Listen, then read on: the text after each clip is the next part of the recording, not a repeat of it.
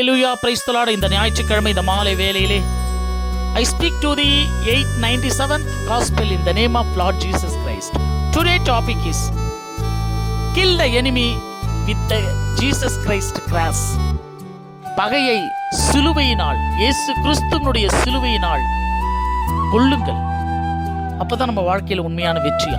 நம்ம எதிரி எப்படி அழிப்போம்? நம்மளுடைய பராக்கிரமம், நம்மளுடைய புத்தி, நம்மளுடைய ஆளுகை தன்மையினால தான் ஒவ்வொரு எதிரியையும் ஜெயிக்கணும்னு நினைப்போம். ஆனால் இங்கே இயேசு கிறிஸ்து கற்றுக் கொடுக்கிறார், உன் பகையை சிலுவையினால் வெல்ல வேண்டும், சிலுவையால் அந்த பகையாளியை கொல்ல வேண்டும்.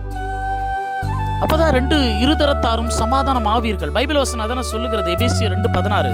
பகையை சிலுவையினால் வெல்லு, இருதரத்தாரையும் ஒரே சரீரமாக தேவனுக்கு ஒப்புரவாக்கினார். He reconciled them both to God as one body. ரெண்டு பேரையும் ஒரே சரீரமாக்கினார். எப்படி முடியும்? ஒரு பகையா இருக்கக்கூடியவர்கள் எப்படி ஒரே சமாதானமா ஆக முடியும்?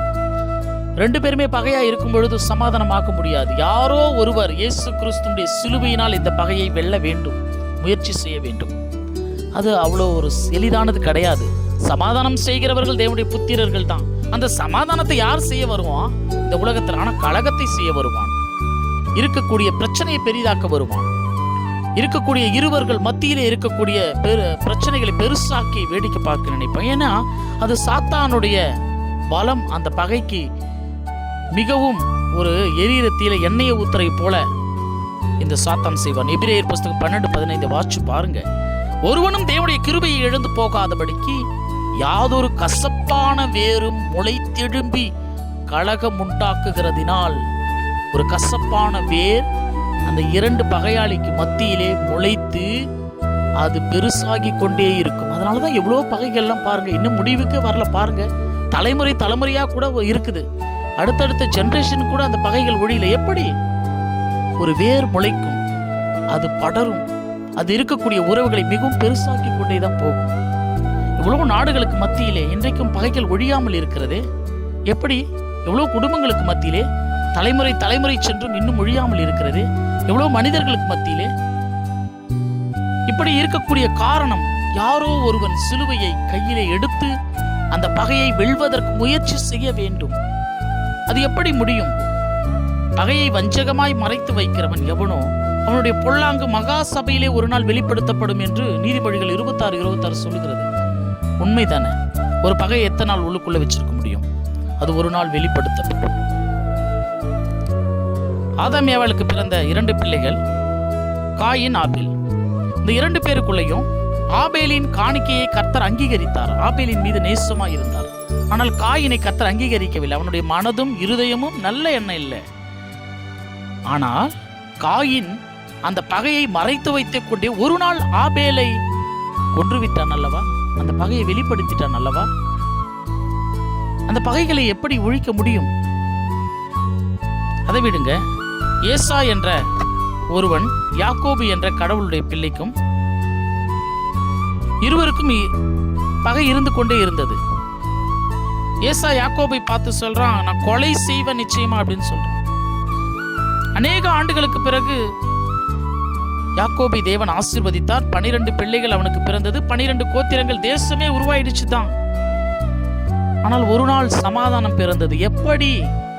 எப்படி சமாதானம்? சொத்து பெருசுன்னு சொல்லிட்டு அண்ணனை ஏமாத்திட்டு வந்த யாக்கோபு சொத்தையெல்லாம் இழந்தாலும் பரவாயில்ல, என் அண்ணன் என்னை கொலை செய்யக்கூடாதுன்னு சொல்லிட்டு விட்டு கொடுக்கக்கூடிய எண்ணத்துக்கு வந்துட்டான். சொத்தை ஏமாத்திட்டு போன தன் தம்பியை நான் கொலை செய்யாவே விடமாட்டேன் என்று சொல்லி தெரிந்த ஏசா, சொத்து என்னோட பெரிய சொத்து, என் தம்பி நீ உன்னுடைய அன்பு போதும் நான் சொல்லிட்டு கட்டி அணைக்கிறான். எப்படி? இதுதான் பகையை சிலுவையினால் வெல்ல முடியும். அது இயேசு கிறிஸ்து மட்டுமே செய்ய முடியும். அந்த சிலுவையை ஆபிரகாம், லோத்து 2 பேருக்குமே ஒரு பகை வருது. ஆபிரகாம் எப்பொழுதுமே யாரையும் பகையாளி நினைச்சது கிடையாது. நம்மள மாதிரி ஆபிரகாம் எது வேணாலும் அப்படி கடந்து போய்கொண்டே இருப்பார், அவன் எந்த தீங்கு செஞ்சாலும். லோத்து ஒரு வாட்டி சிறைச்சாலையில சிறைப்பட்டு போனான் எதிரிகளினால். ஆனா ஆபிரகாம் அந்த பகையை நினைச்சு பார்க்கவே இல்லை. தன் தம்பிய 318 பேரை வச்சு ஜெயிச்சு கூட்டு கொண்டு வந்தார், கர்த்தரை நம்பி. இதான் சிலுவையில் தன்னுடைய பகையை ஒழித்து ஜெயித்த ஆபிரகாம். தாவீதுக்கும் சவுலுக்கும் மிகப்பெரிய பகை இருந்துச்சு. தாவீது ரொம்ப நல்லவன், சவுலை எந்த விதமான தீங்கும் நினைக்கல. ஆனா சவுல் தாவீதை கொலை செய்ய பார்த்தான்.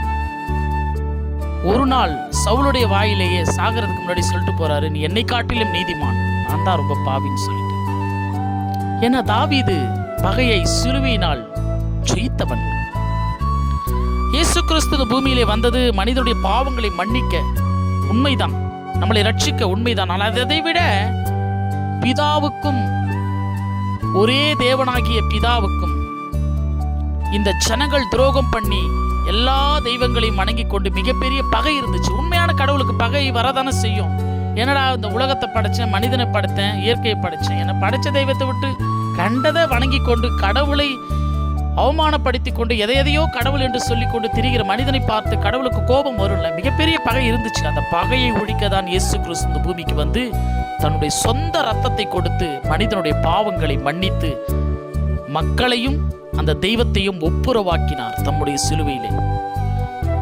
இன்றைக்கு நாம் இருக்கிறோம். ஆண்டவராகிய இயேசு கிறிஸ்து இன்றைக்கும் உலகம் அழியாமல் இருந்து கொண்டிருக்கிறதுக்கு காரணம் அந்த சிலுவையின் அன்பு. எவரும் கெட்டு போகாமல் எல்லோரும் நித்திய ஜீவனை அடைய வேண்டும் என்ற அன்பு.